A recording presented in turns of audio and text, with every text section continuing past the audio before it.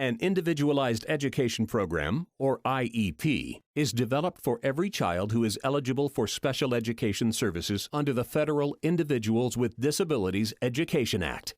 It describes the services and supports to be provided to meet each child's educational needs, including children with autism spectrum disorders, or ASDs. IEP requirements are regulated by federal and state law.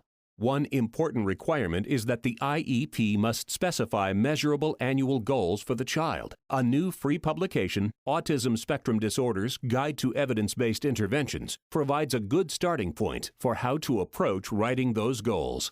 IEP goals are important because they help to focus the child, teachers, and service providers on a target, and they guide decision-making about educational services. Parents are valued members of the IEP team and part of that discussion at IEP meetings.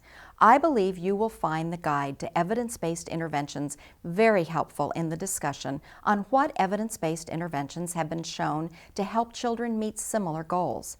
Other elements of the discussion and decision-making are mandated by federal and state laws and regulations, including consideration for educating the child in the least restrictive environment with same-age peers to the greatest extent possible. Although the format of an IEP may differ somewhat across school districts, the content is consistent. IEPs include specific intervention goals and describe the procedures to be used for monitoring the child's progress toward those goals. Goals are developed collaboratively by the IEP team, which includes the student's teacher or teachers, the student with an ASD when appropriate, parents or caregivers, and other professionals involved in delivering school services to the child. Parents may also invite others to participate, such as physicians, psychologists, and applied behavioral analysis providers. We want to look at the youngster's present level of performance or current level of functioning. We want to look at short-term and long-term goals.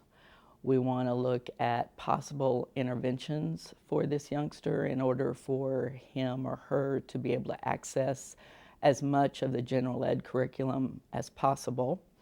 Parents are valued members of the IEP team. They are encouraged to share information about their child, such as evidence-based interventions that have been successful for their child at home or in the community. It is also important to remember that a child may have more than one intervention plan.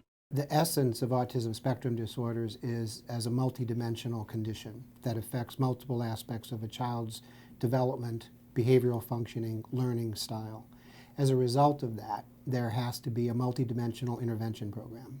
And typically, such a program will include support service providers such as therapists and developmental specialists, often behavioral specialists.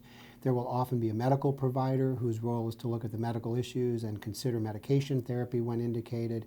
And there will be school programs that are premised on an evaluation and then individualized educational plan, or IEP.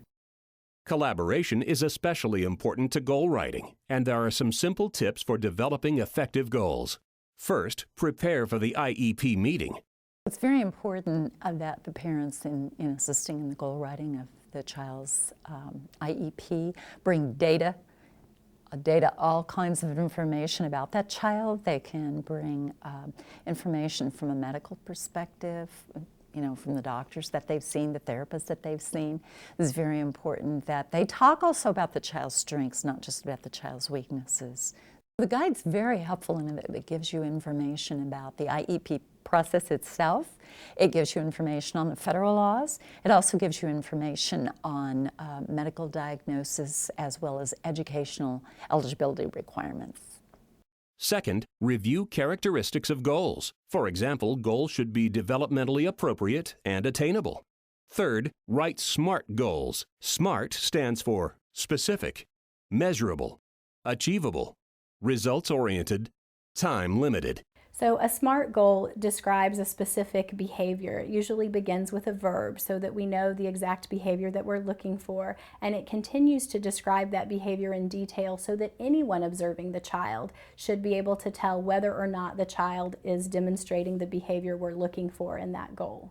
So rather than saying that we want James to make requests in a more socially appropriate manner, we can be more specific and measurable by writing a goal that says something like, James will establish, which is a verb that begins our goal. He will establish eye contact with the teacher when making verbal requests of the teacher on 9 out of 10 times during regular classroom activities. Well, there are a number of places that the team and parents can go to look at format and how they want to word these realistic goals and measure the outcomes. Chapter 2 has an excellent section on wording appropriate goals for measurable outcomes. National resources for parents and professionals to look to would be the Autism Society of America website, as well as Autism Speaks. On a state level, they could look at their state's Department of Education website. For more information, order the Guide to Evidence-Based Interventions. All of the publications of the Missouri Autism Guidelines Initiative are free and can be found online at autismguidelines.dmh.mo.gov.